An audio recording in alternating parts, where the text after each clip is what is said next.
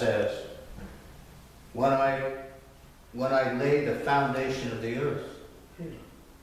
Tell me if you have understanding. Who determined its measurement? Surely you know. Or who stretched the line upon it? On what were its bases sunk? Or who laid its cornerstone? When the morning stars sang together, and all the sons of God shouted for joy.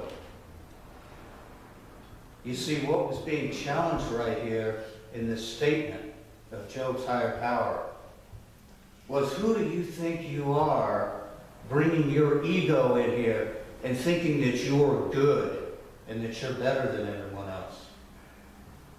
Jesus said, no one is good but God. Who do you think you are that you can think that you don't have to yield to the highest power in the universe? Who do you think you are that you can claim that your identity is locked into your ego? That your identity is locked into your body or your job? It's the thing that Jesus always said, let go of self. So Job is being challenged here. He's basically saying, why did you think that you were the all in all? Because you see, Job never took this to God.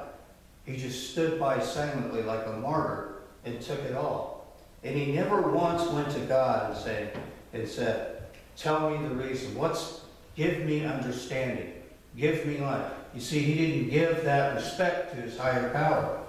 He didn't recognize his source. And so when you don't recognize your source, it doesn't speak back to you. It doesn't give back to you what you need. Not because it doesn't want to, it's because you don't open up that channel. By recognizing your source, by recognizing the love that's right there for you. And then God goes on and on about the majesty of his creation. Now Job is convinced that God is much more than he can see, and is now ready to completely surrender to the Most High. In the end, Job did exactly what his friends counseled. He repented, but in a much, much different way.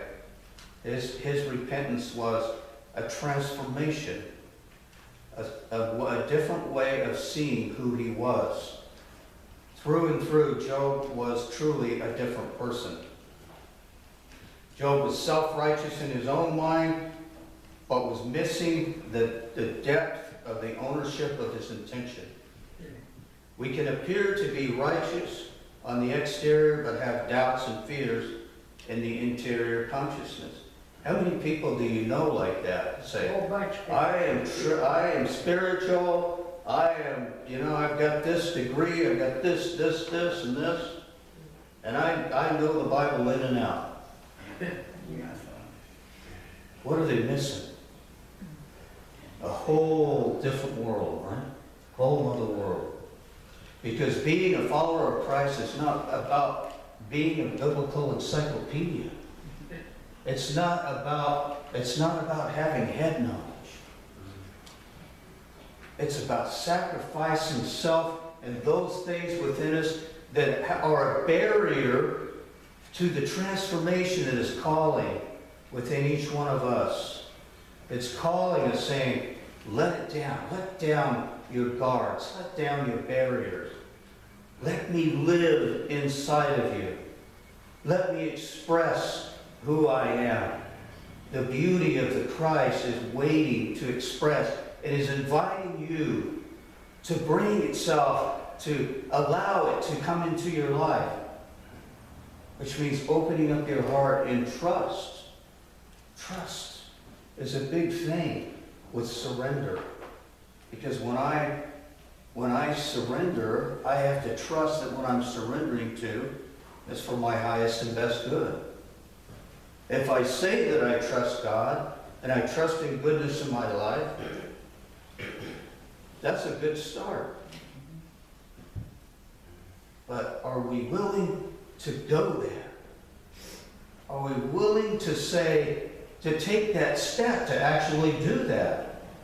Are we running toward it?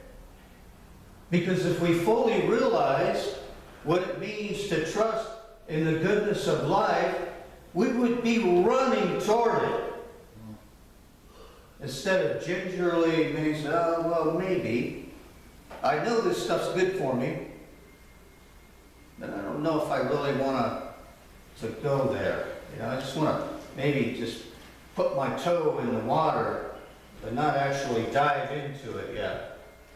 Maybe if I'm desperate, maybe if I've hit bottom, maybe if there's no other way, then I'll give myself to the Lord. Maybe. And that's what happens in our lives a lot of times. We hit bottom. We've got nothing else to lose. Like Job, he hit bottom. He had it all here, but he didn't have anything here. And finally, when he hit bottom, he said, help me. Help me, Father, help me. Come into my life. Express through me fully. I surrender to you. And so often this happens to every one of us. Right at the end, we say, please, please come into my life. We let down our barriers. We let down our barriers. Paul tells in his letters to the Ephesians, for by grace you have been saved through faith. And this is not of your own doing. It is the gift of God. Not as a result of works so that one may boast. Boasting, what does that get you? That's a codependent thing. It says, I need to be accepted by people. What about God? Have you forgotten God? Have you forgotten God in your life? Have you forgotten that trust and that grace is waiting to fully express through you? Trust. Last week we talked about courage. The courage that it takes to trust.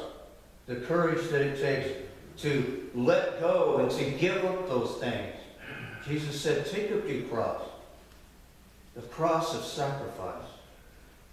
I'm going to sacrifice all those things that I hold dearly but are a barrier to my trust in God. What is it in your life that is a barrier to trusting in your higher power?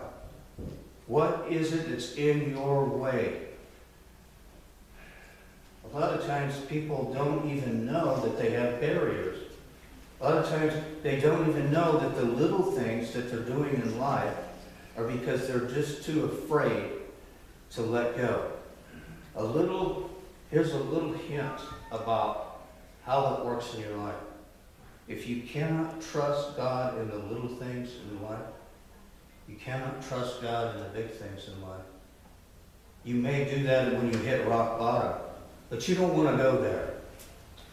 We don't like pain. We don't like struggle.